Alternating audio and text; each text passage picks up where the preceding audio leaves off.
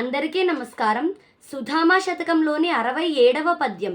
ఇప్పుడే కలిగిన కష్టము నొప్పించును మాయ వలన న్యూనత నిడుచున్ గొప్పున దాల్చిన పువ్వుల చొప్పున శుష్కించిరాలు జూడ సుధామా. ఇప్పుడే కలిగిన కష్టము కలిగిన వెనువెంటనే మాయ వలనన్ మాయ కారణముగా న్యూనతన్ ఇడుచున్ వెలితిని మనస్సునకు తోపజేయుచు నొప్పించును బాధను దుఃఖమును కలిగించును.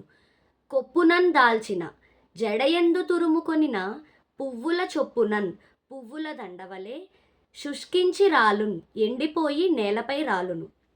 అంటే ఓ సుధామా, కష్టములు కలిగినప్పుడు ఏవేవో ఆలోచనల మాయ వలన దుఃఖము కలిగి వెలితిగాను ఎదుటివారి ముందు లోకువగాను అగుపించి దుఃఖము పెళ్ళుబుకును. కానీ జడలో పెట్టుకొనిన పువ్వులు ఏ విధముగా అయితే వాడి కృషించి రాలిపోవునో అదే విధముగా కష్టాలు ఎంతోసేపు నిలబడవు సుమా. ఇది ఈ పద్యం యొక్క భావం.